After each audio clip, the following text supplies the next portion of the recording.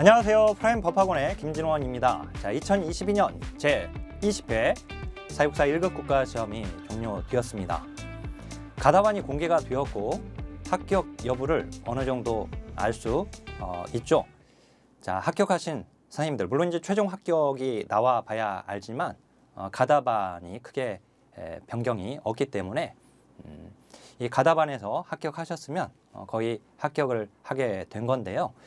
자, 합격하신 선생님들 합격을 축하드립니다. 자, 그리고 이제 내년 시험을 또 다시 준비해야 하시는 선생님들은 정말 위로의 마음을 전해드립니다. 누군가에게는 단기간에 합격할 수 있는 시험이지만 특히 이제 주전공한 경우에는, 근데 주전공하지 않은 경우는 지금 누군가에게는 또 1년 동안 열심히 했는데도 좋은 결과가 나오지 않았을 수도 있습니다. 하지만 포기하지 않으면 반드시 합격할 수 있습니다. 범사에 기한이 있고 모든 목적이 다 이루어질 때가 있는 겁니다.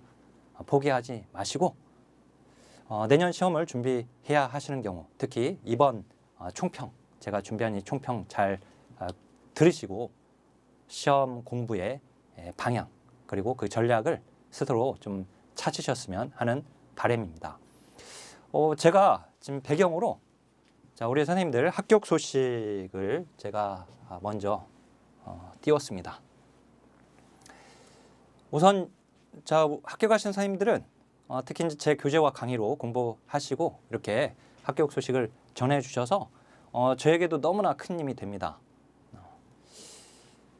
더욱더 최선을 다해서 교재를 개발하고 강의를 할 수 있도록 노력하겠습니다. 자, 우선 이제 오이코스 스터디 1, 오스원 선생님들이 보내주신 거예요. 제 강의를 들으면서 저하고 같이 그간에 열심히 공부를 해 오셨는데 좋은 결과로 다 이렇게 합격을 하셨습니다. 자, 그리고 이제 또 이 카카오톡으로 이렇게 또 보내주셨어요. 자, 재밌는 이게 연락인데, 자, 선생님 어느 방향에 계세요? 그 방향으로 절이라도 좀 올릴게요. 이렇게 보내주신 선생님 계세요.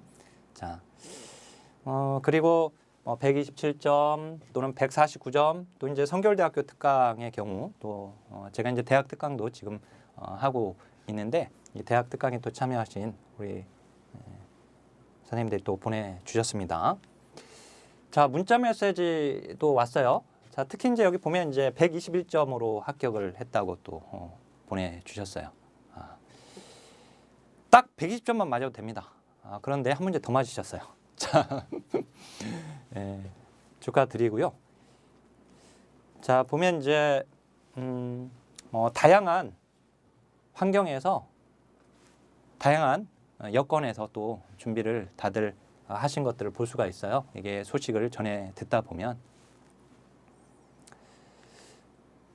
자, 유튜브에 180점으로 합격하신 우리 선생님도 남겨주셨고, 또 이제 제 꿈속에서 교수님께서 나오셔서 절 깨워서 공부하라고 시켰다고 그러세요. 이게 시험일이 다가오면 제가 너무 피곤합니다. 저를 하도 불러대가지고 제가 이게 밤에 잠을 못 자고 꿈속에서도 돌아다니다 보니까 너무 피곤한데 우리 선생님도 저를 꿈속에서 보셨어요. 예.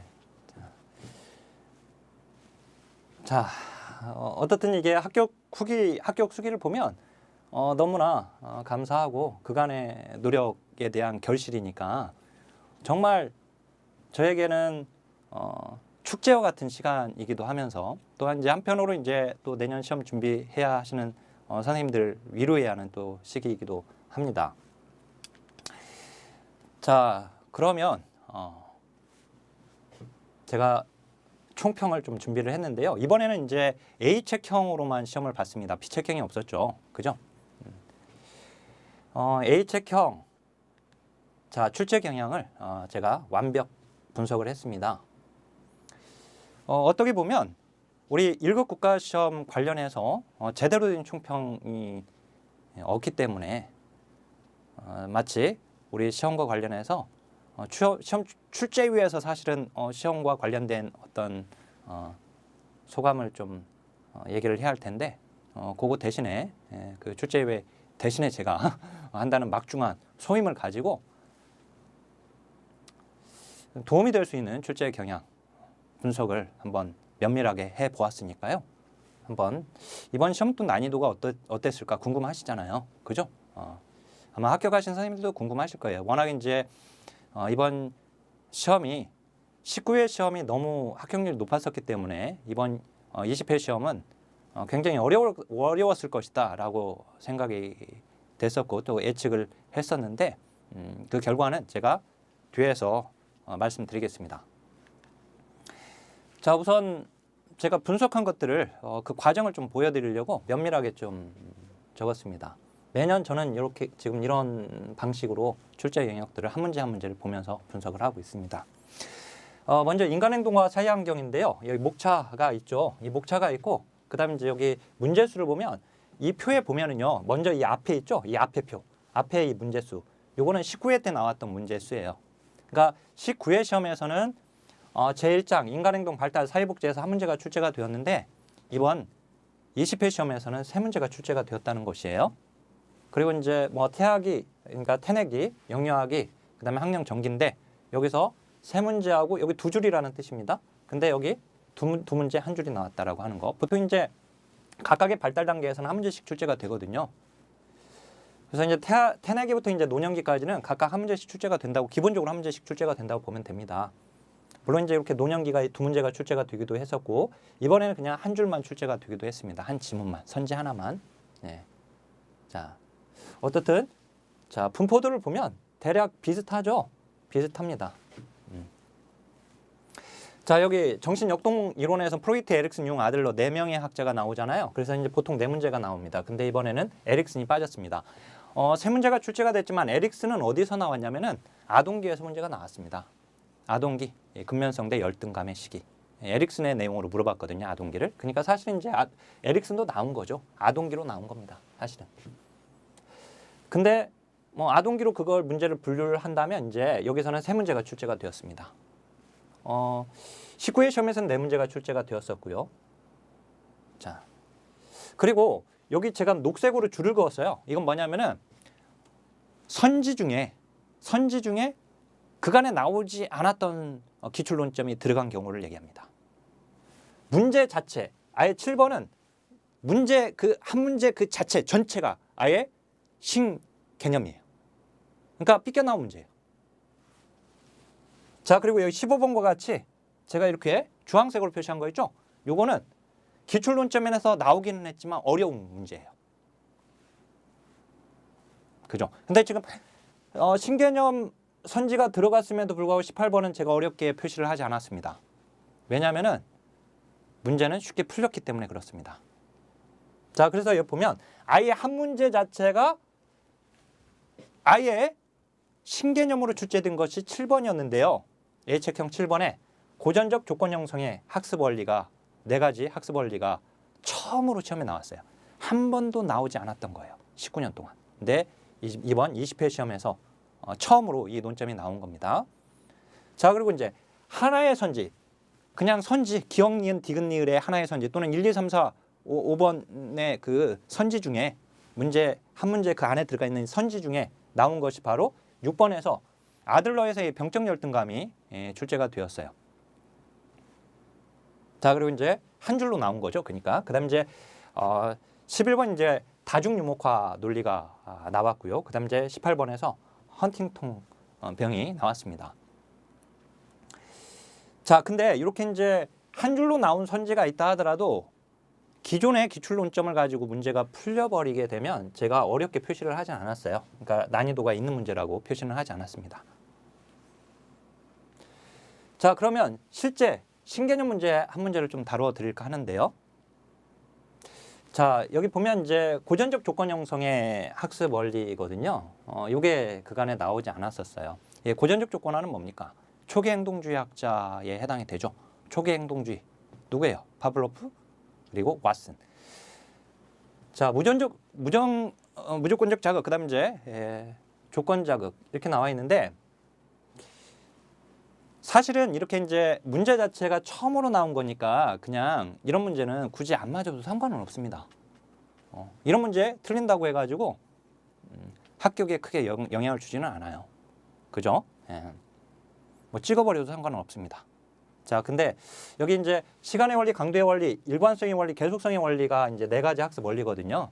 근데 여기 이제 이 시간의 원리는 무조건적 자극보다 조건 자극이 늦게 제공되어야가 아니라 이 조건 자극이 무조건적 자극보다 먼저 좀 더 앞서서 제공되거나 동시에 제공되어야 한다는 원리입니다. 시간의 원리는. 그다음에 이제 강도의 원리는 후속적으로 제공되는 이 무조건적 자극이 자극이 처음 것보다 강도가 있을 때도 더 조건 형성이 된다라고 하는 원리입니다. 자, 그다음에 이제 일관성의 원리하고 계속성의 원리는 모두 맞습니다. 무조건적 자극과 조건 자극은 조건이 형성될 때까지 지속적으로 제시되어야 하고, 계속성의 원리는 반복 획수가 많을수록 조건 형성이 잘 이루어진다라고 하는 원리입니다. 자, 이게 이제 처음 나온 거예요. 하지만 제가 저한테 뭐 강의 들었던 선생님들, 그리고 이제 앞으로도 지금 시험 준비하시는 선생님들도 마찬가지지만 시험에 한 번도 안 나왔던 것을 내가 공부해가지고 맞췄어 라고 하는 것은 그건 자랑할 만한 일이 아니에요. 이게 상대평가가 아니라 절대평가이기 때문에 그래요. 기출론점에서 나온 부분을 맞춰야 하는 것이지 나왔던 문제를 틀려버리는 것은 안 되는 거예요. 그러면 안 되죠. 나오지 않았던 게 나오는 것은 뭐 그냥 틀려도 상관없는 겁니다. 사실은. 자, 이게 이제 신개념 문제였어요. 자, 그러면 앞에서 제가 그 표로 보여드렸던 것을 토대로 이렇게 볼 수 있습니다. 이제 19회 시험에서 보면은 기출론점에서 25문제 중에서 24문제가 출제가 되었거든요. 19회 시험에서. 그리고 이제 비교를 해보면 그리고 이제 삐껴나온 문제가 한 문제였어요. 그러니까 24문제는 기출론점에서 나왔던 거거든요. 19회 시험에서. 네. 자, 근데 나왔던 기출론점에서 좀 더 어렵게 출제된 거. 그게 3문제였어요. 자, 그러니까 완전 일치되는 것은 여기 이제 좀 더 깊게 나온 것은 틀릴 수 있는 문제인 겁니다. 기출론점에서 나왔지만 어렵게 나왔으니까. 뭐 삐껴 나온 건 뭐 틀렸다고 치고.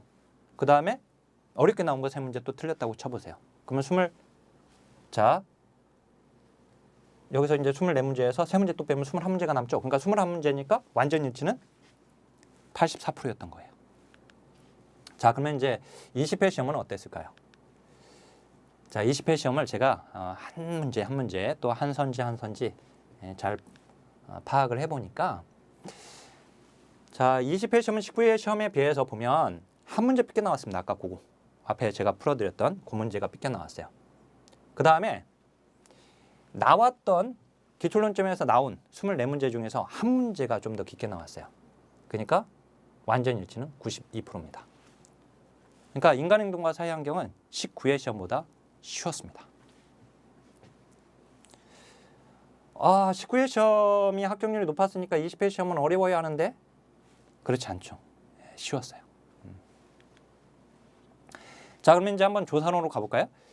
제가 다시 뒤에서 이제 다시 비교표를 또 만들어 놨으니까요. 일단 비교표를 보시면 좀 더 자세히 좀 비교해 볼 수 있습니다. 자, 이 조사론도 보게 되면, 자, 여기 지금 먼저 출제 영역 분포입니다. 보면 각 영역별로, 자, 그러니까 각 그 챕터별로, 여기 이제 1장, 2장, 3장, 4장 이렇게 쭉 조사론의 목차인데요. 그래서 1장에서 2문제가 나왔는데 이건 이제 19회 시험이죠. 자, 20회 시험에서 한 문제, 두 문제 뭐 이렇게 나오고 있죠. 근데 좀 비슷하게 나오는 부분들이 있죠. 여기 3문제 나왔고 또 3문제 나왔죠. 그죠? 여기 2문제 나왔는데 이번에 3문제 그리고 2줄이 또 나온 걸 볼 수 있어요. 2문제 나왔었지만 여기 이제 2줄만 나왔고, 자, 한 줄 한 줄 나왔고, 그죠? 그다음에 이제 여기 이번엔 내용 분석이 시험에 안 나와 버렸어요. 예, 내용 분석 잘 나오는 부분인데 나오지 않았고, 자, 실험 설계에서도 내적 타당도와 외적 타당도가 시험에 나오지 않아 버렸습니다. 물론 이제 잘 나오는 부분인데 그게 나오지 않았어요. 자, 단일 사례 연구도 한 문제가 보통 나오는데 나오지 않았어요, 이번에. 그럼 단일 사례 연구는 어디로 나왔을까요? 제가 조사론에 안 나오면 어디에 나온다고 그랬죠? 기술론에 나와요. 그래요, 평가에서 나왔어요, 이게. 네. 조사론에는 안 나오고 기술론, 평가에서 단일 사례 연구가 나왔습니다. 자, 여기도 보면은 일단 요거 27번 삐게 나온 거 과학 철학이 이번에 좀 자세하게 나왔죠. 논리적 실증주의, 논리적 경험주의, 반증주의, 그 다음에 상대론적 입장 해서 나왔습니다. 자, 이 문제는 뭐 틀려도 상관은 없었던 거예요. 사실은 이 과학 철학 문제는. 자, 그리고 여기 보면은 30번하고 이렇게 가로를 두 줄 해놨잖아요. 이건 30번에서 두 문장이 여기 지금 1장과 관련된 내용이라는 거예요. 또 이제 30번에서 두 문장은 또 조사 절차 형태와 관련된 거라고 나와 있죠. 그죠? 예. 그러니까 이제 4개 문장으로 되어 있는 거 보니까 기억니은 디귿니은 문제네요. 그죠? 오지선다 문제가 아니라 34번은 지금 여기 조사 방법의 기본 개념에서 3줄 나왔고 그 다음에 여기 조사 방법 형태와 절차에서 두 문장 나왔으니까 오지선다에서 3개의 선지는 여기 지금 2장과 관련되어 있고 2개의 선지는 3장과 관련되어 있다는 걸 볼 수가 있습니다. 네. 자, 32번이 좀 더 어렵게 나왔던 것이고요. 48번도 어렵게 나왔어요. 그리고 이제 여기 26번과 같이 요거는 26번 한 지문으로는 나왔어요. 내러티브 연구가. 여기 질적 연구 방법에서 이것도 뭐 문제가 어렵지는 않았어요. 금방 사회 지표 분석이 답인 것을 알 수 있었거든요. 그래서 제가 이거는 어렵다. 설사 어려운 선지가 한 지문이 들어갔다 하더라도 그 문제 전체가 어렵지는 않아요.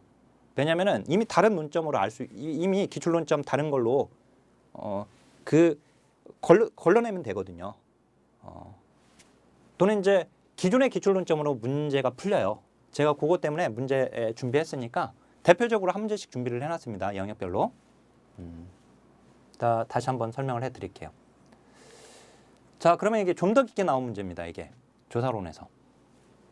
사실 이 문제는 뭐 그렇게 어려운 문제는 아니지만 불구하고 우리가 집단 실험 설계를 어려워들 하니까 제가 이거를 좀 어렵다라고 해놓았는데 순수 실험 설계에서 인과성 검증에 관한 설명으로 옳지 않은 겁니다. 자, 요거 좀 잠깐만 좀 설명해 드려볼까요? 자, 순수 실험 설계는 뭡니까? 요거는 실험실 연구죠? 실험실 연구예요. 실험실 안에서 하는 겁니다. 자, 근데 순수 실험 설계는 자, 요렇게 구조가 먼저 실험 집단 있죠? 그죠? 그다음에 이제 또 통제 집단 하나 더 두죠? 그리고 얘들을 같게 만들죠? 뭘 해서? 무작위 할당을 하게 되죠? 즉 난선을 하게 됩니다. 자, 그리고 여기는 프로그램을 진행하죠? 여기가 프로그램이죠? 프로그램이 뭐예요? 프로그램이 독립변수죠? 뭐예요? 원인변수죠? 또는 이걸 뭐라고 해요? 실험처치라고 합니다. 실험처치. 네, 원인변수의 조작. 그 다음에 종속변수가 필요합니다. 종속변수 뭐? 사전검사와 사후검사를 하게 되죠? 여기가 사전검사, 그 다음에 여기가 사후검사입니다. 이게 이제 통제집단 사전 사후검사 설계, 순수 실험 설계에서 대표적인 자, 요건데 자, 보면 프로그램의 실행 여부가 독립변수로 설정된다. 뭐예요? 프로그램은 뭐예요? 독립변수예요. 따라서 1번은 맞습니다.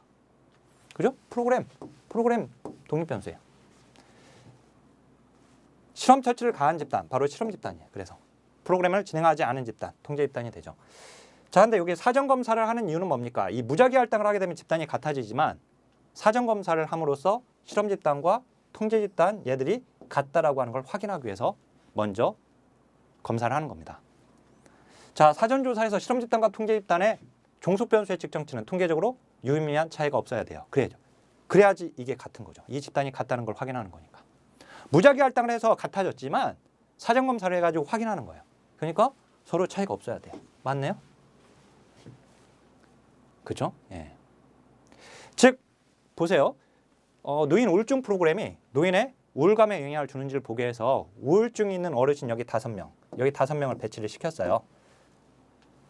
자, 노인 우울증 프로그램이 노인의 우울감에 영향을 주는지 프로그램의 독립변수, 얘가 종속변수, 그죠? 그러면 이 어르신들의 우울감을 한번 측정해봐야 할 거 아니에요. 프로그램 진행하기 전에. 해봤더니 이 5명의 어르신의 우울감이 80점이 나왔어요. 높게 나왔네? 80점. 근데 여기도 측정해봤더니 80점 나왔어요. 무작위 할당하니까 똑같잖아요. 그거 확인한 거예요. 그러니까 사전 검사에서는 실험 집단, 통제 집단 점수가 같아야 돼요. 차이가 없어야 돼요. 맞아요. 아셨죠? 자, 근데 사전조사와 사후조사에서 사전조사하고 사후조사에서 통제 집단의 경우에 종속 변수의 측정치는 통계적으로 유의미한 차이가 있어야 합니까? 차이가 없어야죠. 있으면 안 돼요. 무슨 말이에요? 여기는 프로그램을 진행하지 않았으니까 여기는 그대로 80점 나와줘야 돼요. 여기가. 프로그램을 진행한 집단에서 40점으로 떨어지면 아, 프로그램 효과가 있구나. 이렇게 보는 거죠. 그러니까 통계 집단에서는 변화가 없어야죠. 차이가 있으면 안 돼요. 그래서 3번이 옳지 않습니다. 너무 쉽잖아요. 그죠? 사실은 원리를 이해하면 쉬운 거예요. 자, 여기 실험 집단과 통제 집단은 동질성 확보가 필요하다. 그래요. 동질성 확보를 위해서 무작위 할당한 거고 진짜 동질한지 보기 위해서 사전 검사를 해서 확인했던 겁니다. 자, 실험 집단과 통제 집단의 차이는 독립 변수의 개입 유무다. 그죠?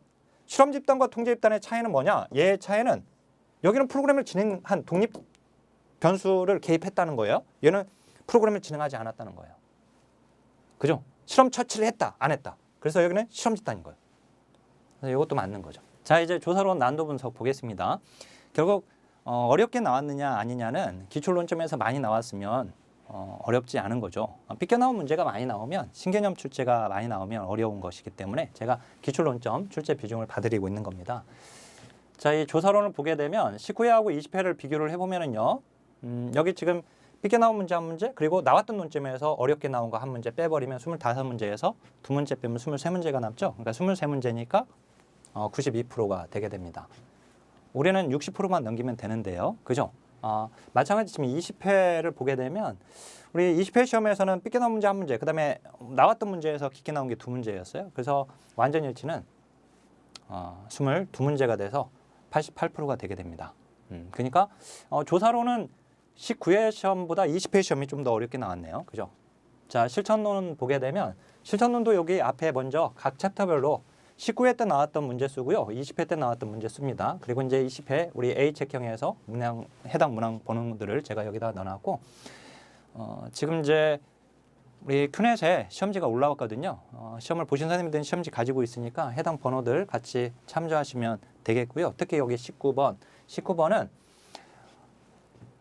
어렵게 나온 문제 중에 하나이죠. 이번에 딱 한 문제였습니다. 자, 여기 과정론에도 보면 계획 수립하고 이제 개입 단계가 19회 때는 안 나왔지만 20회 때는 이렇게 한 문제씩 출제가 됐죠. 골고루 내줬죠. 그죠? 예. 사례 관리가 보통 이제 3문제가 나오는데 이번에 2문제가 출제가 되었고요.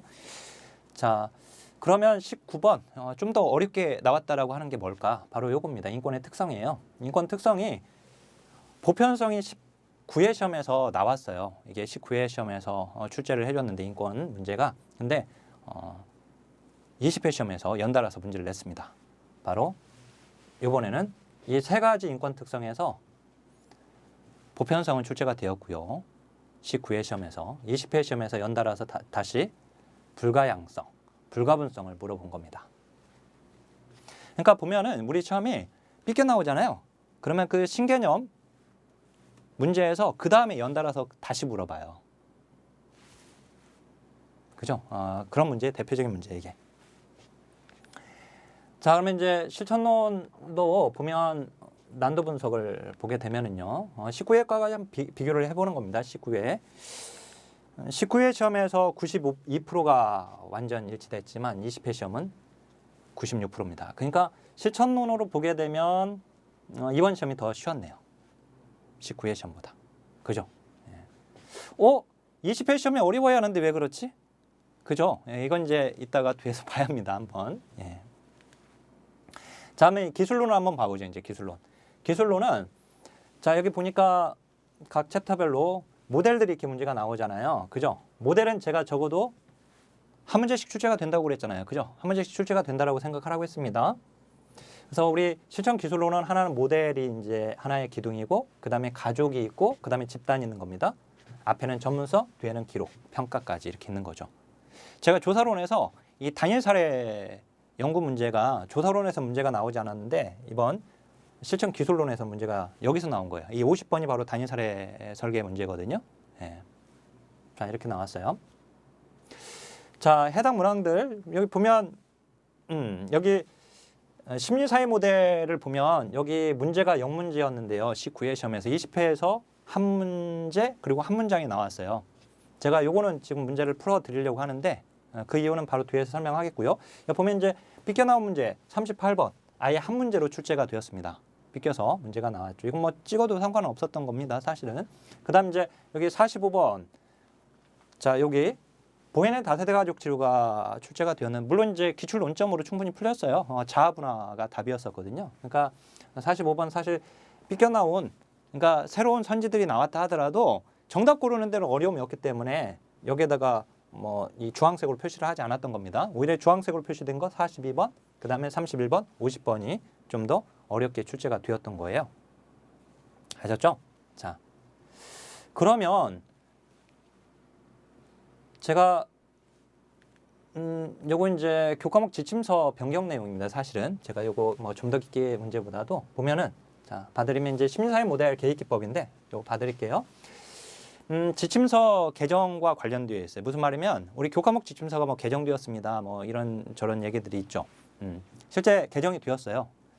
그런데 그 개정 교과목 지침서에서는 심리사회 모델이 목차에서 아예 빠졌어요. 실천 기술론에서. 그러면 심리사회 모델이 더 이상 시험에 나오면 안 되잖아요. 근데 어때요? 나왔죠. 그죠? 예. 그러니까 뭐 교과목 지침서가 뭐 개정되었다 어쩌다 거기에 휘둘리면 안 돼요. 알았죠? 뭐죠? 개정 교과목 지침서의 내용을 반영했다. 이게 중요한 게 아니라 시험에 삐껴 나온 신논점들이 반영이 계속 돼줘야 하는 거예요. 아셨죠? 예. 자, 이 심리사회 모델 우리 선배님들이 최초로 직접적 개입과 간접적 개입을 구분한 효시잖아요. 그죠? 그래서 여기 보면 직접적 개입과 간접적 개입으로 구분됩니다. 근데 이 직접적 개입에 6가지가 있죠. 뭐? 지지하기, 지시하기. 그 지시하기가 바로 직접 영향 주기죠. 그 다음 탐색 묘사 환기, 그 다음에 3가지 고찰. 즉 인간 환경 고찰, 즉 개인 환경에 대한 고찰, 그 다음에 유형 역동성 고찰, 발달력 고찰. 이 6가지가 직접적 개입에 들어가게 되죠. 그러니까 이 직접적 영향이라고 하는 건 이건 지시하기거든요. 제한이나 충고하는 거 알잖아요. 그죠? 예. 그래서 이제 걔는 직접적 개입이니까 여기 환경을 변화시킨 다음에 이거 간접적 개입에 들어가는 거니까 말이 안 되죠. 그죠? 예. 간접적 개입이 바로 이제 주변인의 영향력을 행사해 환경을 변화시키는 기법이 되는 것이죠. 따라서 2번이 옳지 않습니다. 정답은 뭐 금방 골랐잖아요. 탐색 묘사 환기, 지지, 이거 지지하기죠. 유형 역동성 고찰, 뭐 이런 내용들이 나왔고요. 자, 이게 직접적 영향 여기가 지금 틀린 거죠. 한마디로. 자, 그러면 이제 실천 기술론 또 어땠을까요? 자, 이걸 보면 19회 시험에서는 완전 일치가 96%였는데 자, 여기는 삐껴 나온 문제 한 문제 있고요. 그 다음에 어렵게 나온 게 3문제가 있었어요. 그래서 요거 빼면 84%입니다. 그러니까 기술론은 이번 20회 시험이 좀 더 어려웠네요. 자, 지역사회복지론. 지역사회복지론도 보면요. 여기 각 챕터별로 나오는 출제 문항수가 거의 비슷해요. 보면은. 그죠? 뭐 예를 들어서 모델 같은 경우는 꼭 3문제가 나오잖아요. 이렇게. 그죠? 그거 이제 어떤 챕터에서는 나오기도 하고 안 나오기도 하는 부분들이 있고요. 그리고 이제 이번에는 지역사회복지론 보니까 녹색이 없네요. 녹색이 이제 삐껴 나온 문제여야 하는데 녹색이 없어요. 보니까. 그죠? 51번만 제가 어렵게 나왔다라고 해놨습니다. 나머지는 어려운 문제가 사실 아니었어요. 바로 이 문제입니다. 좀 더 깊게 나왔다 뭐 할 수 있을 정도의 문제는 요건데 자, 워렌이 제시한 지역사회 비교 척도이거든요. 근데 이건 이미 나왔던 거잖아요. 이게 15회 때 나왔던가요? 나왔었습니다 이미. 그래서 우리가 요거 1장에서 나온 내용인데 비교 척도 4가지는 아마 공부해서 알 거예요. 그죠? 근데 이제 만약에 이 내용을 공부를 안 했다 하면 이게 틀릴 수 있었던 겁니다. 일단은 시민 통제는 들어가지 않는다는 건 알아요. 기초론점을 공부하신 선생님들은 그잖아요. 아마 이게 나왔던 문제니까. 근데 내가 이 내용까지 좀 더 들여다볼 걸 이렇게 후회를 했을 수도 있어요. 이건 나왔던 내용인데, 그죠? 근데 이제 해설서에 뭐 자세하게 다 설명을 해 놓았었는데, 요거 지금 지역사회 내 상이한 단위 조직 간의 구조적, 기능적 관련 정도는 바로 수평적 유형에 해당이 됩니다. 자, 그러면 지역사회복지론은 어땠을까요? 과연 이제 비교를 해보면, 자 19회 시험하고 20회를 비교해보면 여기 88%, 여기는 96%. 지역사회복지론에는 20회 시험이 쉬웠네요. 그죠? 삐껴 나온 문제 한 문제까지 있었고 어려운 문제 두 문제가 있었습니다. 자, 그러면 이제 3교시입니다. 드디어. 자, 3교시가 이번에 어려웠다라고들 다들 말씀하셔가지고 3교시가 얼마나 어려웠었을까. 자, 그런데 한번 제가 면밀히 한번 들여다보니까요. 사회복지정책론 보시면 자, 제1장에서 세 문제, 여기 두 문제 나왔고요. 가치 갈등에서 꼭 한 문제는 무조건 나온다고 그랬죠. 5가지 가치에서. 그죠? 이번에도 나와줬고 역사적 전개에서 두 문제 나왔는데 이번에 한 문제 나왔습니다. 이론 사상에서 이제 네 문제나 출제가 되었고요. 그죠? 제3의 길도 이번에 나왔잖아요. 그죠? 제3의 길 나올 거라고 했는데 이번엔 나올 거다 했는데 나와줬고 늘 이렇게 쭉 나와주다가 안 나오는 애들은 이제 나올 때가 되면 나와요. 다시 튕겨 나오는 거거든요. 자, 그 이제 정책 결정 이론은 항상 나오는 부분이잖아요. 여기가 그죠? 정책 평가 또 하나가 잘 나오는데 정책 평가가 이번에 나오지 않았고 정책 결정 이론이 이번에 나와줬습니다. 19번에서 내용 분석은 항상 잘 나오는 부분입니다. 우리나라 이제 실제 제도하고 같이 물어보게 되니까 그게 이제 들어가게 되면 문항수가 많아지게 되는 것이죠. 자, 그 다음에 여기 사회보장에 대한 이해. 그 다음에 빈곤과 공공부조. 여기 이제 5대 공공부조법이 여기 들어가게 되는 거죠. 그다음에 이제 5대 사회보험법이 들어가고 사회 서비스법들이 이렇게 나오기도 했는데 이번엔 나오지 않았어요. 그죠? 그다음 이제 사회보험이 이제 골고루 이렇게 나와줬죠. 이 공공부조에서는 의료구별법이 이번엔 여기서 또 나왔어요. 사회복지정책론에서 어차피 뭐 법제론에도 나오고 여기도 나오게 되는 건데 이번에 이제 의료구별법은 사실 이제 정책론에서는 한 문제로 이렇게 잘 나오지는 않았는데 이게 이제 한 문제로 좀 출제가 되었다는 것이고요. 뭐 예를 들어서 이 1장에서 두 문제 나온 것은 항상 나오는 공급 주체 논의 부분, 바로 이제 시장 실패, 그다음에 정부 실패 이 부분이 이제 시험에 출제가 되었죠. 어렵게 나온 것은 지금 15번하고 16번이 그나마 조금 헷갈릴 수 있었을 것이다 라고 하는 문제였고요. 그리고 이제 나머지는 정답이 쉽게 골라질 수 있는 문제였습니다. 아닌데요. 정책론 정말 어렵게 풀었는데요. 그것은 기출 논점에 근거한 이론적 기반이 안 돼 있어서 그런 겁니다. 다 나왔던 기출 논점과 관련되어 있어요. 그래서 정책론이 어려웠다라고 한다면 좀 이해 기반의 공부가 필요한 거예요. 그래서 자, 이 문제 사회복지 재원화 서비스를 국가가 제공해야 하는 이유 뭡니까 이거? 제가 요거 지금 신개념 출제라고 해놨는데 문제 전체 자체가 신개념 문제는 아니에요. 한 줄 들어간 거예요. 한 줄. 뭐 낙수 효과. 근데요, 이 국가가 제공해야 하는 이유는 뭡니까? 시장이 실패했으니까 국가가 제공하는 것이죠. 국가가 사회복지 서비스나 재원화 서비스를 제공해야 하는 것은 시장이 실패하니까 그런 겁니다. 즉 시장 실패의 이유입니다. 제가 이 목차만 알아도 문제가 풀린다고 했었죠. 목차만 이유라고 했었죠. 공공재, 외부 효과. 외부 효과는 긍정적, 부정적 외부 효과가 모두 해당되죠. 국가가 개입해야 하는 이유. 특히 이제 사회복지 재원화 서비스는 긍정적 외부 효과죠. 근데 부정적 외부 효과가 아니라. 자, 그다음에 역선택, 정보의 비대칭성. 나왔잖아요. 사실 이제 여기 낙수 효과가 처음 나온 거거든요. 이 용어가. 그렇지만 정답을 고르는 데는 전혀 문제가 없었어요. 아셨죠? 이 낙수 효과는 뭐냐면은 트리클 다운 이펙트거든요. 이 적하 효과 또는 낙수 효과라고도 합니다. 자, 요거는 복지효과를 비판하는 입장에서 주장하는 거예요. 이 경제성장의 낙수 효과. 복지국가를 비판하고 있는 입장에서는 복지국가가 오히려 빈곤층을 증가시켰다라고 비판합니다. 왜 그러냐면 복지국가가 경제성장을 저해했기 때문에 그렇습니다. 경제성장을 저해하게 되면 복지를 하기 위한 물질적 기반이 바로 경제성장이거든요. 자, 경제성장이 되지 않으니까 빈곤제하에 대한 정책을 할 수가 없게 되는 거죠. 즉 복지국가가 경제성장을 저해하게 되었고 그로 인해서 오히려 빈곤제가 증가되었다. 따라서 분배 정책을 하는 것보다는 먼저 선성장, 후분배 정책을 해야 한다라고 하는 논리예요. 먼저 성장을 시키자.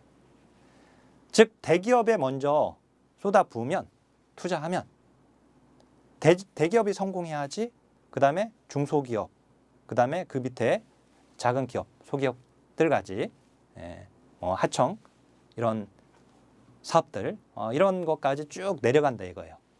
물이 위에서 아래로 흘러가듯이. 이 공급 경제학자들이 주장하는 거예요. 공급 경제학자들. 이건 이제 복지국가를 비판하는 논리입니다. 따라서 이게 국가가 사회복지를 제공해야 한다라고 하는 걸 비판하는 논리예요. 그래서 이제 이 낙수 효과가 나왔는데 어떻든 이게 이제 처음 나왔는데 낙수 효과를 모른다 하더라도 나머지를 통해서 정답은 골라진단 말이에요. 그래서 제가 이걸 충분히 훈련시킨 게 바로 족집게 모의고사잖아요. 그리고 마지막으로 제가 제공했던 그 우리 프라임 법학원에서 제공했던 모의고사. 어떤 분은 그 모의고사가 실제 시험에 나온다면 역대 가장 어려운 시험일 겁니다. 뭐 이런 평을 내주기도 했었는데 헛다리 짚는 공부를 하게 한 건 아니죠. 왜냐하면 이제 시험에 나온 90%를 가지고 다 넣어놨고 그다음에 이제 10%를 약간 넣어놨는데 이렇게 이런 것들 연습시키려고 하는 거예요. 그리고 이제 제가 넣었던 그런 논점들도 시험과 관련된 논점으로 제가 출제를 했었거든요. 그래서 자 이렇게 문제가 나옵니다. 그러니까 어떤 신개념 문제가 선지 중에 하나가 들어온다 하더라도 겁먹을 필요는 없어요. 기출 논점에서 풀리니까. 그런 대표적인 문제 이게. 자 그래서 이걸 다뤄드렸고 자 여기 보면 정책론도 보면은요. 이건 완전 일치하는 부분이 겹치네요. 그죠? 겹쳤어요. 그러니까 19회 시험이나 20회 시험 뭐 둘 다 난이도는 비슷했다. 자 행정론 보면 자 행정론이 좀 어려웠어요. 보니까. 그죠? 보니까 지금 녹색이 좀 보이네요. 그 다음 이제 주황색이 좀 보이죠? 자 1장에서 한 문제 한 문제. 그죠? 역사에서 세 문제 세 문제. 비슷하게 나오죠. 보니까 각 챕터별로 비슷하게 나오는 챕터들이 있어요. 어떤 챕터는 안 나오는 챕터도 있고 나왔다 안 나왔다 하는 챕터도 있기도 하죠. 그죠? 어떻든 여기 보면 31번, 32번, 38번이 지금 삐껴나온 문제네요. 보니까 자 31번 4개 지문이 여기 이론적 배경에 들어가 있고 인적 자원 관리와 관련된 게 한 지문이 들어가 있는 겁니다. 그래서 31번 한 문제로 그냥 삐껴나온 것들 이렇게 31번, 32번, 38번입니다. 그 중에 제가 여기서 좀 다뤄드릴 문제는 38번입니다. 이 38번은 제가 이건 나올 걸로 예상했던 거죠. 나올 걸로 예상했던 문제가 나왔어요. 무슨 말이냐면 지금 이제 마케팅 기법에서 자 여기 자 사회 마케팅 즉 소셜 마케팅은 이미 12회 때 문제가 출제가 되었었죠. 공익 경제 마케팅은 뭐 많이 나왔던 거잖아요. 그죠? 다이렉트 마케팅도 시험에 나왔죠 이미. 그래서 이 데이터베이스 마케팅하고 고객 관계 관리 마케팅이 시험에 아직 안 나왔거든요. 그래서 제가 이 고객 관계 관리 마케팅은 나올 가능성이 있어요 라고 해가지고 아예 1급 합격생 핵심 요약 노트에다가도 나머지는 다 뺐는데 얘는 넣지 않았지만 얘는 집어넣어놨죠. 얘들하고 같이. 그죠? 제 책 가지고 계시는 선생님들. 그 다음에 이제 족집게 모의고사에도 제가 반영을 해놨어요. 이 문제. 근데 이게 나와버렸어요. 그죠? 예. 제가 그래서 이 문제를 그래서 소개를 해놨고 이거 답이 이제 5번입니다. 자 보면은 이제 여기도 완전일치를 보면 19회 시험보다는 20회 시험이 어렵게 나왔네요. 예. 그러니까 3교시가 어려웠던 이유는 행정론 때문에 어려웠던 겁니다. 정책론은 어렵지는 않았어요. 예. 자 그러면 법제론 마지막으로 볼까요? 법제론은 자 여기 지금 1챕터에서 사회복지법 개념과 체계에서 한 문제 나왔네요. 52번에서. 예. 권리성 문제가 한 문제가 나왔고요. 사회관적 기본권과 관련된 거. 그죠? 그 다음 이제 법률 관계 이번에 이게 권리성 이게 뭐예요? 권리구제 문제죠. 전심 절차. 이 전심 절차가 이번에도 나와줄 줄 알았더니 안 나왔어요. 연달아서 안 내줬어요. 자, 하지만 여기 뭐 입법 변전사 뭐 그대로 항상 나오잖아요. 여기 연도 외우는 거 무조건 외우는 거 나와줬고 나올 것들 나와줬습니다. 그다음에 이제 이번에 사회부장 기본법 사회보장 급여법, 사회보장 급여 이용자 및 수권자 발굴에 관한 법률인데 그거죠. 근데 이제 얘가 요즘 이제 한 문제 내지 두 문제가 나오는데 이번에 두 문제가 출제가 되었어요. 58번은 아예 안 나왔던 조문이 나왔어요. 그래서 이런 문제는 안 나왔던 조문 나오면 그냥 찍어버리면 돼요. 그리고 제가 모르겠다 하면 기억, 니은, 디귿, 니을 그냥 찍으라고 했죠. 그래서 누가 이제 합격 그 후기 이렇게 남겨놨는데 교수님 찍기 신공이다. 찍기에 뭐도 이렇게 그 달인이다 뭐 이렇게 표현을 해주시기도 했고. 근데 어쨌든 자 이게 이제 문제가 나와졌어요. 여기 지금 빨간 줄 그러니까 녹색 줄들이 다 안 나왔던 조문들이 다 나온 거예요. 안 나왔던 조문들이 나왔지만 제가 주황색으로 표시하지 않은 것들은 설사 그게 안 나왔던 조문이 나왔다 하더라도 문제를 푸는 데는 어려움은 없었다라고 하는 것입니다. 정답은 골라질 수 있는 문제였다라고 하는 것입니다. 자, 그리고 이제 보면 또 하나 특이점은 뭐냐면 이번에 공공부조법 네 가지가 골고루 나와졌죠. 이번에는 어차피 장인연금법은 안 나온다고 그랬잖아요. 제가 법제론 특강 들으신 분들 다 알죠. 우리 끝장법률 특강 저한테 기본이론 그 수업을 듣지 않았다 하더라도 끝장법률 특강 들으신 선생님들은 알아요. 예. 제가 공부의 마지노선 어디라고 했죠? 아동노인 장인복지법까지. 근데 이제 한부모가족지원법하고 사회복지 공동모금 해법이 이게 19회 시험에서도 나와줬는데 얘들이 또 나와줬어요. 19회 시험에서 근데 여기 다모나 성폭력 그다음에 이제 판례는 이번에도 안 나왔잖아요. 홀수회차만 나와서 이번에도 또 그 원리가 지켜졌어요. 그죠? 예, 무슨 말 하는지 알죠? 판례 항상 홀수회차만 나오잖아요. 7회부터 7, 9, 11, 13, 15, 17, 19 이렇게. 그죠? 근데 20회 때 안 나왔고 21회 때 이제 나오려나 봐요. 자, 이렇게. 그래서 이제 기출 논점이 그간에 나왔던 것들을 보게 되면 이번에 나오겠구나 안 나오겠구나라고 하는 것들이 예상이 또 되기도 합니다. 그래서 제가 아마도 시험에서 제가 강의에서 다뤄졌던 것들이 뭐 다 나왔잖아요. 그렇잖아요. 이게 논점에서 나왔던 걸 우리가 공부하면 나오는 논점이 다시 출제 비중이 굉장히 높기 때문에 자 이렇게 나왔어요. 그러면 이제 볼까요? 여기 신개념 출제로 제가 이 문제를 좀 다뤄드릴까 하는데요. 이 아동복지법의 내용으로 옳은 것은입니다. 자, 아동복지법. 자, 1번, 4번, 5번이 시험에 그간에 우리 1급 시험에서는 출제되지 않았던 조문입니다. 하지만 2번하고 3번은 나왔던 것입니다. 그죠? 이거 시공구의 아동요원, 명예직이고 수당 지급할 수 있죠? 없다라고 해서 틀렸죠. 자, 여기는 지금 여기 3년마다라고 해서 틀린 거고요. 그 다음에 여기 아동정책조정위원회. 제가 정책조정위원회로 끝나는 것들은 다 국무총리 소속이라고 했죠. 그죠? 장애인 정책조정위원회, 아동정책조정위원회 이렇게 정책조정위원회 다 국무총리 소속이라고 했어요. 보건복지부가 아니라. 그래서 이제 지금 2번하고 3번은 틀렸다는 걸 확실히 알아요. 왜? 나왔던 조문이니까. 그리고 자 여기 5번도 지금 이제 정답은 4번이긴 하지만 5번도 이건 제가 제 강의에서는 제가 다뤄드렸습니다. 제가 이제 제 이론서에도 또는 핵심 윤곽 노트에도 이걸 15세 이상의 아동을 대상으로 자립지원 계획을 수립한다. 이게 공무원 시험의 논점이거든요. 그래서 이제 제 공무원 시험의 논점이어서 우리 시험에도 제가 이걸 제가 책에다가도 넣어놓은 조문이기도 해요. 15세 이상이죠. 그래서 제가 이걸 강의할 때 0세에서 14세까지가 연소인구고 그다음 이제 15세부터 이제 생산 가능으로 가니까 15세 중학교 2학년이거든요. 그러니까 이제 거기서 자립 지원 계획을 수립한다. 생산 가능 인구들에 들어가게 되니까 이렇게 설명을 하기도 했었는데 이 연령 외울 수 있도록. 그죠? 그러면은 지금 2번, 3번, 5번을 제껴버리면 1번 아니면 4번이거든요. 자, 아동권리보장원의 장은 아동학대가 종료된 후에도 아동학대 재발 여부를 확인해야 한다. 뭐 이게 틀린 문장은 아닌 걸로 보이잖아요. 그죠?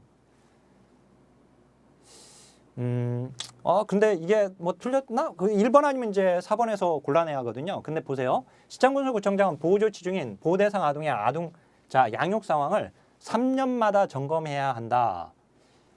이게 왜 틀렸냐면 3년마다가 아니라 매년 점검하도록 되어 있습니다. 이 조문은 아동복지법 15조의 3입니다. 매년 점검하여야 한다라고 되어 있어요. 3년이 아니라 5년 아니에요? 자, 그렇게 생각하면 안 돼요. 아동종합실태조사 주기하고 헷갈리면 안 됩니다. 아동종합실태조사 주기 조문은 11조의 1항입니다. 지금 74번의 1번의 문항의 지문은 15조의 3. 15조의 3. 보호대상 아동의 양육 상황 점검 제1항에 해당되는 조문이에요. 그러니까 아동종합실태조사하고 아무 상관없어요, 이거는. 자, 그리고 또 하나 중요한 거. 아동종합실태조사 주기는 몇 년이었죠? 본래 5년이었는데 3년으로 개정이 되었죠. 2021년 12월 21일 날 개정이 되었습니다. 자, 2021년 12월 21일 날 개정된 아동복지법은 6개월 이후에 공포한 지 6개월 이후에 이제 시행되는 걸로 되어 있어서 6월에 이제 시행이 되거든요. 그런데 그 개정 2021년 12월 21일 그러니까 개정된 아동복지법에 부칙에서 11조의 1항 아동종합실태조사 주기 이 조문을 공포한 날로부터 이 조문 11조의 1항은 시행한다 라고 부칙에 규정을 해놨어요. 따라서 만약에 아동종합실태조사 주기로 본다라고 한다면 3년이 맞는 거예요. 아셨죠? 3년이 맞는 거예요. 왜?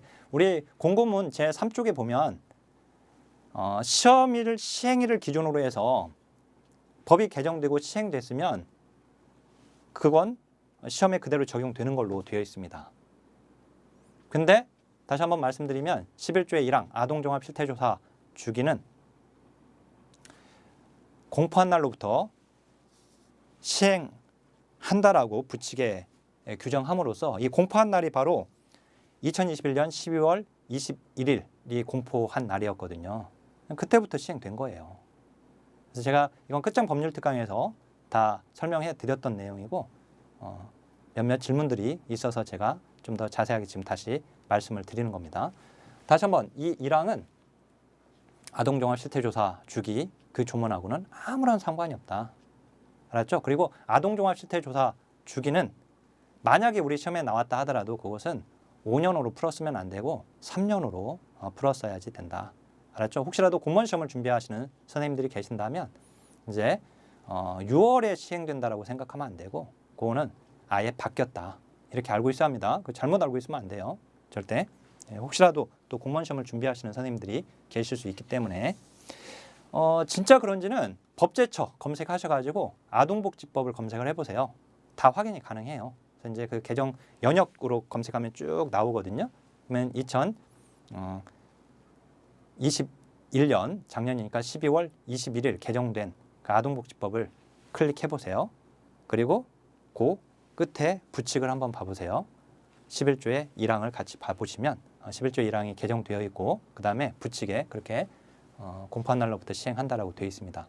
이 개정 법률은 공포한 날로부터 6개월 경과된 시점에서 시행된다라고 되어 있지만 그럼에도 불구하고 11조의 1항은 1항 규정, 즉 아동종합실태조사 주기 이 조문은 공포한 날로부터 시행한다라고 되어 있습니다. 알았죠? 명확하게 알고 있어야 돼요. 자, 그러면 이것도 이제 한번 봐봐야 돼요. 84%가 겹쳤어요. 또 이게 이제 동일하네요. 그러면 자, 그러면 지금 따로따로 봤기 때문에 이게 뭐야? 이게 비교를 좀 비교하기가 좀 직접 보기가 곤란하니까 제가 표로 만들었어요. 자, 표로 한번 봐요. 20회 걸 보면 이렇게 정리할 수 있습니다. 총 89%가 중첩됐어요. 90%가 넘은 것들도 많고 70%는 아예 보이지도 않네요. 대부분이 다 80%예요. 그죠? 예. 자, 그러면 19회 시험은 어땠을까요? 자, 이 19회 시험. 19회를 보게 되면, 자, 여기 89%였어요. 오, 똑같네? 그죠? 20회하고 19회가 똑같아, 보니까. 그죠? 예. 기출론점에 완전 일치되는 부분이요. 그 다음 이제 18회가 오히려 이제 어려웠는데, 18회를 보면 정책론도 삐껴나온 문제가 있었고요. 그 다음에 법제론도 삐껴나온 문제. 그래서 83%였습니다, 이때는. 이번에 시험이 아마도 18회 기준으로 문제가 출제가 될 것 같다라는 생각을 가졌는데, 그 예상과는 벗어나게 문제가 어렵게 출제가 되지 않았음을 볼 수 있습니다. 그래서 이제 한꺼번에 비교할 수 있도록 제가 여기 자 18, 19, 20뿐만 아니라 제가 17회까지 추가를 시켜놨어요. 볼 수 있게끔. 자, 보시면 일단 우리가 20회 때 89%, 자 19회 때 89%, 그 다음 이제 자 17까지 한번 제가 끄집어 내봤습니다. 17회 때 81%, 83%, 여기 이제 18회 때 83%예요. 근데 합격률을 한번 비교해 보면, 합격률을 보면 18회 때보다 17회 때가 합격률은 높아요. 난이도는 81%니까 난이도는 더 어려웠다는 거잖아요. 기출론점에서 재출제 비교를 한 거거든요. 출제율을. 그러니까 삐껴나오는 문제나 어렵게 나온 문제가 많았다는 거예요. 이게 지금 이건 완전 일치를 얘기하는 거니까. 그러면 81%니까 17회가 어려웠던 시험이에요. 18회보다는. 근데 합격률은 17회가 높아요. 왜 그럴까요? 왜 그러냐면 17회 시험에서는 전항 정답 한 문제가 있었어요. 그리고 복수 정답 한 문제가 있었어요. 18회 시험에서는 이런 문제가 하나도 없었어요. 아셨죠? 오류가 없었단 말이에요, 문제에. 17회 때 전항 정답 한 문제가 있었고 복수 정답 처리된 게 또 한 문제가 있다 보니까 난이도는 18회보다 조금 더 어려웠음에도 불구하고 합격률이 높아졌던 겁니다. 이해할 수 있겠죠? 그죠? 자, 근데 지금 83%였을 때는 지금 33.21 합격률이었거든요. 근데 이제 19회 시험에서 89%였는데 60.92죠. 근데 요거는 여기하고 똑같이 자 81%인데 합격률이 더 높았던 것처럼 똑같이 적용을 해보면 여기는 89%가 나왔는데 합격률이 60%라고 하는 것은 이것과 완전히 일치해서 볼 수가 없어요. 왜냐하면 19회 시험에서는 전항 정답 처리가 3문제나 있었어요. 그리고 복수 정답 처리된 게 한 문제가 있었어요. 그러니까 만약에 문제 오류가 없었다면 더 떨어졌겠죠. 그죠? 합격률이 더 낮아졌겠죠. 그죠? 예. 요게 전항 정답 처리 3문제나 있었고 복수 정답 처리가 한 문제가 있었기 때문에 89%가 겹쳤는데 60%였던 겁니다. 만약에 문제가 완벽했다면 60%가 아니었겠죠. 50%대로 쭉 떨어졌겠죠. 그럴 거 아니에요. 그러니까 여기 19회 시험과 20회 시험이 난이도가 비슷하게 나온 거거든요. 사실 조금 오차 범위는 있을 수 있지만 제가 문항 분석한 걸로 봐서는 난이도가 비슷했던 거예요. 그런데 이번에 문제에 오류가 없다면, 그래서 전항 정답 처리가 없다면 그러면 몇 프로가 될까? 제가 그냥 막연하게 이번 난이도 그냥 어려웠어요, 쉬웠어요 이렇게 말하는 건 말이 안 되잖아요. 그래서 이제 기출 논점에서 어느 정도 나왔는지, 신개념 출제는 어느 정도 나왔는지 이걸 봐드리면서 비교하면서 보는 거예요. 그랬을 때는 대략 이제 7, 8% 또는 이제 50% 선까지 그 선에 합격률이 나올 것으로 예상이 되어집니다. 만약에 문제가 완벽하다면 50% 합격률 초반대거나 또는 이제 40% 합격률의 후반대거나, 그러니까 47%에서 52% 그 사이 범주에 좀 들어가지 않을까라는 생각을 갖고 있습니다. 역시 이제 20회 시험이 문제가 많이 어렵게 나오지는 않았다라고 하는 겁니다. 자, 그러면 이제 합격 전략을 좀 봐야 합니다. 우리가 시험 문제가 뭐 이렇게 지금 기출 논점에서 나왔고 뭐 이걸 지금 봤는데, 그렇다면 이제 어떻게 공부할 것인가? 제가 계속해서 지금 말씀드리지만 6080 법칙으로 공부를 하셔야 돼요. 반드시. 자, 전체 범위 내에서 아까 기출 논점에서 재출제되고 있는 비율을 보니까 이번에는 89%잖아요, 결국. 그죠? 평균 보니까. 물론 영역에 따라서는 좀 더 삐껴 나오는 것들도 있긴 해요. 그지만 평균은 그렇단 말이에요, 대략. 그러니까 대략 80%, 90%, 조금 기출 논점에서 나오고 있는 비율이 80에서 90% 범위에서 다시 나온다고 보면 돼요. 우리는 60%만 넘기면 돼요. 100마리 물고기 중에서 60마리만 잡으면 된다고요. 60마리만 잡으면 되니까 여기에 그냥 집중하면 되는 거예요, 여기에. 시험에 나오는 건 정해져 있는 거거든요. 그러니까 시험에 나오지도 않은 뭐 교과목 지침서가 개정된 거, 그런 건 중요하지 않다니까요.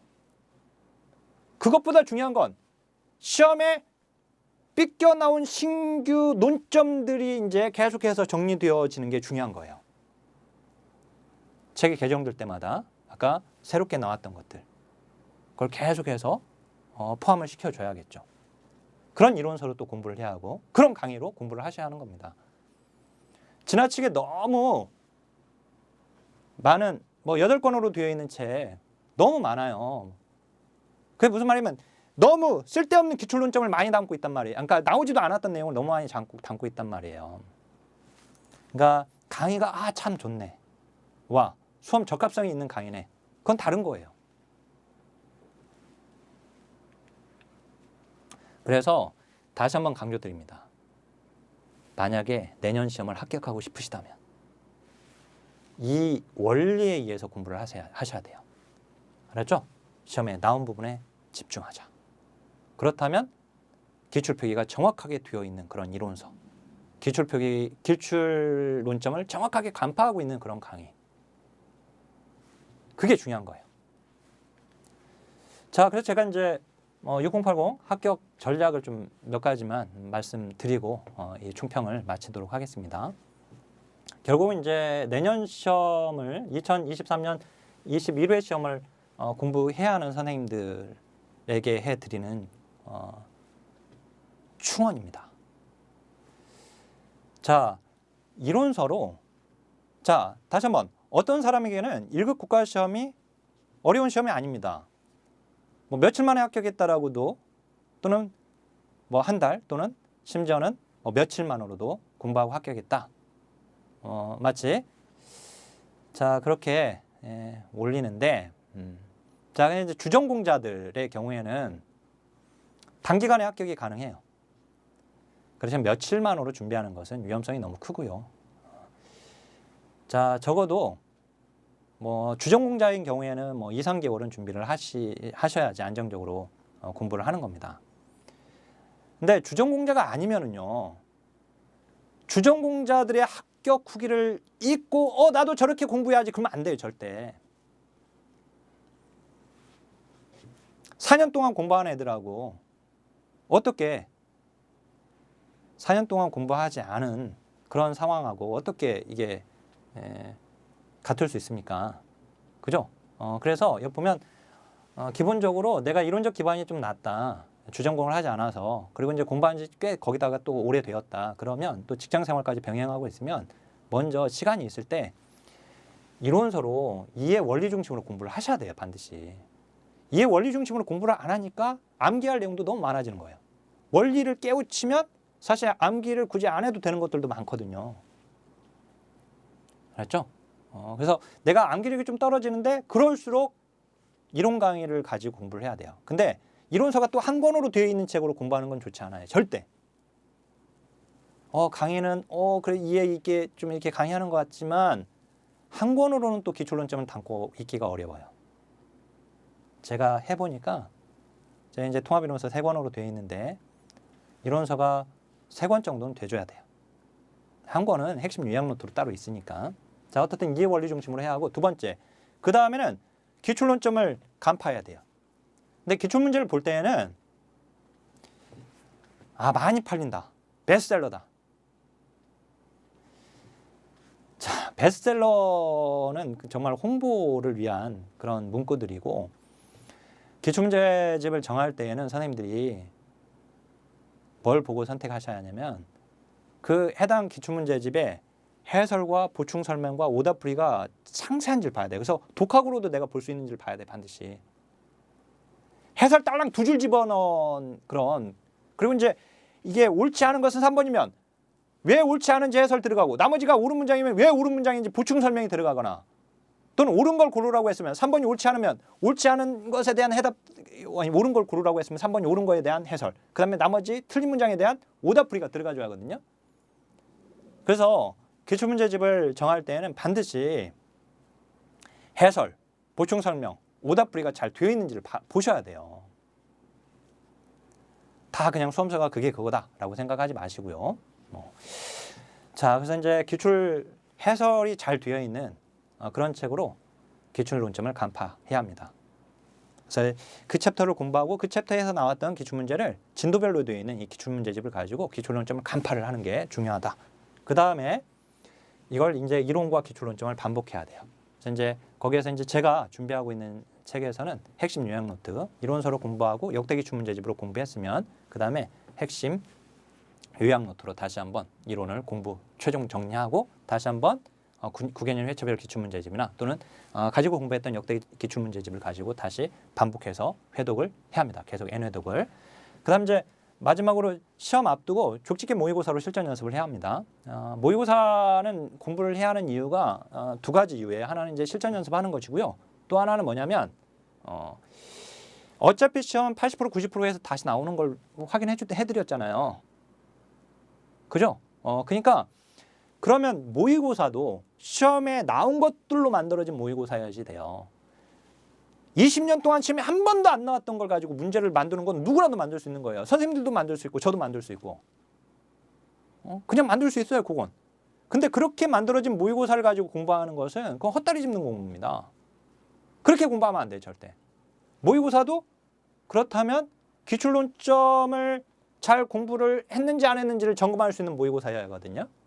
그래야지 내가 모의고사에 틀리면 내가 이거 무조건 나오는 건데 틀렸다. 그러면 어떻게 해야 돼요? 그 부분을 구멍을 메꾸는 거예요, 다시. 그래서 이제 구멍 메꾸기요. 실전 연습과 그 다음에 구멍 메꾸기. 요겁니다. 우리 프라임 법학원에서 최종 점검 적중 모의고사 또 제공을 하고 있는데 그렇듯이 그걸 연습하게끔 만들려고 하는 거예요. 자, 그 다음에 혼자 공부하기가 어려우면 5위 스터디에 참여하십시오. 1급 시험을 강의하는 강의자가 또는 교재를 집필한 교재 집필자가 저자 직강의 강의를 하면서 수험생들과 같이 매주 특강을 해주면서 진도별 특강을 해주면서 그러면서 관리해주는 그런 곳은 아무도 없습니다. 제가 이걸 해보니까 온라인 강의니까요. 온라인 강의라는 게 혼자 공부하기 굉장히 힘들잖아요. 그래서 이게 시작된 거거든요. 어떻게 하면 내 강의를 다 들을 수 있게끔 할까? 일단 수강 신청을 했으면 적은 돈이 아닌데 수강 신청을 했으면 어떻게 해서 듣게 만들까? 듣기만 하면 합격인데 듣기만 하면 합격이니까 듣게 만들어야 하는데 그걸 위해서 스터디를 만든 거거든요. 5위 스터디, 5위 코스 열공반으로 진행이 되고 있습니다. 그러니까 만약에 혼자 공부하기 힘들잖아요. 그러면 참여하세요. 제가 함께 준비해 드리겠습니다. 공부시켜 드릴 거니까 의지를 가지고 참여하시면 합격됩니다. 자, 그러면 이제 마지막으로 우리 이번에 합격하신 선생님 합격 수기 지금 많이들 적어주고 계세요. 이렇게 소식도 많이 오고 야근 약사에게 1급 사회복사 시험은 국내 최고의 전문가 이렇게 이제 표현을 해주셨어요. 자, 2012년 학점은행제로 이론 강의를 들었고 직장 생활하면서 실습을 진행하기 어려워서 자격증 취득을 포기하고 있었다라고 하세요. 자, 그리고 지금 이제 제 교재와 강의를 공부하게 된 계기를 적어주셨는데 우리 밴드에도 지금 올려주셨고 제가 이제 이번 책에 통합 이론서가 바로 나오거든요. 가장 빠르게 신규 강의를 바로 진행을 하게 되는데요. 강의는 매 신규 강의로 진행을 해야 하는 겁니다. 왜냐면은 녹화된 강의를 다시 돌려서는 절대 안 돼요. 근데 그런 것들도 있거든요. 조심해야죠. 신규 강의에서 이번에 나왔던 기출론점을 가지고 또 얘기를 해줘야 하니까요. 그래서 이제 그런데 어떻든 보면 수험 공부를 시작할 때 저는 정말 지식 제로 백지 상태였습니다. 자, 교수님의 장점. 자, 비전공자도 쉽게 이해할 수 있게 설명해 주시고 어떤 분들은 물고기가 튀어나온다는 표현을 해주셨는데 제가 진짜 놀랐던 점은 기존 기출문제가 아닌 것 중에서도 교재에 나온 단어, 문장 그대로 시험 문제 나오는 게 굉장히 많습니다. 예측해 주시는 것들은 그냥 다 나온다고 보시면 됩니다. 고득점으로 이제 합격을 하셨는데요. 이렇게 지금 소감을 말씀해 주셨어요. 자, 그리고 교수님의 강의 끝날 때마다 파이팅 외쳐주시는 게 큰 동기부여가 되었다라고 말씀을 해주셨어요. 그리고 이제 스터디에 참여하세요. 같이 준비하시게요. 예. 내가 무조건 합격을 해야겠는데 나는 사실 사회복지에 대한 전공이 너무나 부족하다. 전공 지식이. 그럼 참석하세요. 즐겁게 저와 함께 준비를 하시면 됩니다. 자, 다른 수험생이 하고 싶은 말, 교수님을 믿고 열심히 달려가시면 눈앞에 합격이 와 있으실 겁니다. 자신감 잃지 마십시오. 그죠? 국내 최고의 교수님을 만나신 것입니다. 라고 이렇게 적어주셨습니다. 자,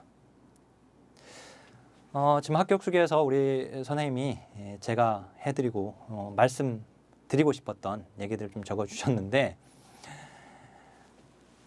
제가 하라는 것만 하고 보라는 것만 보고 전적으로 믿고 따라오시면 무조건 합격할 수 있습니다.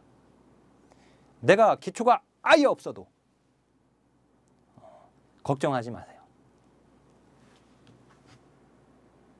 자, 제가 반드시 합격시켜 드리겠습니다. 다시 한번 이번 시험에서 합격하신 선생님들 정말 이게 공부는 마음으로 한다라고 하는데 마음의 승리를 거두신 거에 대해서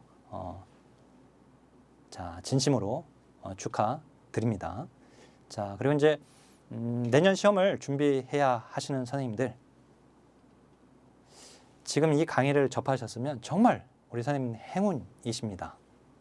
혼탁한 수험 시장에서 정말 제대로 된 교재와 강의를 만나신 겁니다.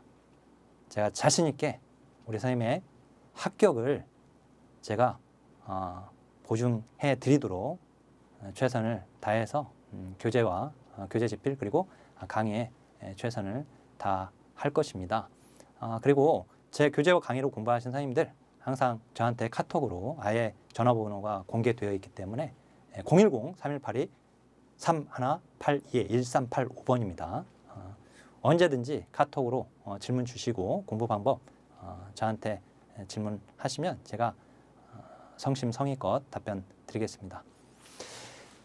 자, 그러면 또 우리 파이팅 하고 총평을 마치겠습니다.